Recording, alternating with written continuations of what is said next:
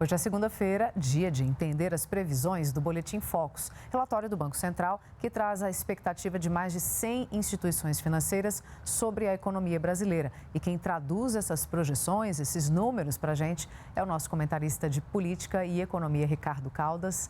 Boa noite, professor. Bem-vindo. A gente tem os números aqui, coloca para a gente aqui no telão, para o professor comentar.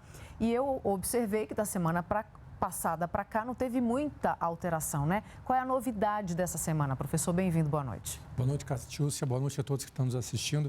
Realmente foi surpreendente. Se a gente for olhar o Boletim Focus dessa semana e o Boletim Focus da semana passada, praticamente não há divergências. A única diferença é justamente em relação à inflação, ao IPCA, que nós vemos que ele teve uma pequena elevação bastante discreta de 0,06 pontos, né?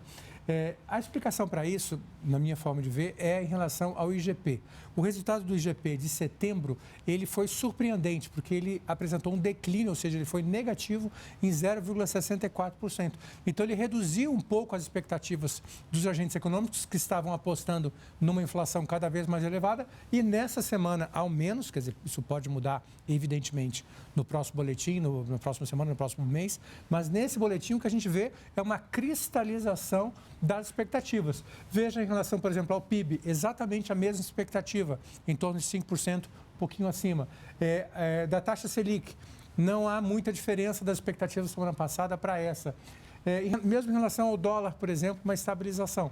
Então, eu entendo que houve uma espécie de uma quebra nas expectativas de que a inflação dispararia ou ficaria fora de controle e o mercado já está mais ou menos trabalhando com esse número. É claro que tudo vai depender dos próximos índices do IPCA, de setembro e de outubro, do INPC e do próprio IGP, né, que todos eles acabam gerando uma expectativa inflacionária. E é o que eu sempre digo. A inflação é aquela ciência onde os sonhos e os pesadelos se realizam. Então, se todo mundo acha que a inflação vai subir, ela acaba subindo. Se todos acham que a inflação vai cair, ela cai. E nesse caso de hoje, pelo menos, houve uma certa estabilização nas expectativas dos atores econômicos privados. E ela influencia diretamente em todos os outros, né? Exatamente. Tudo isso tem um efeito cascata. Então, se todo mundo fala que ela vai subir, as pessoas começam a se comportar dessa forma. Quando há uma certa estabilidade em relação aos indicadores, as pessoas começam a dizer, olha, subiu, mas talvez não vá subir mais. Então, as pessoas começam a dizer, não tem por que eu correr o mercado ou antecipar minhas compras, que teria um efeito inflacionário. Tá certo. Obrigada, professor. Até amanhã. Até amanhã.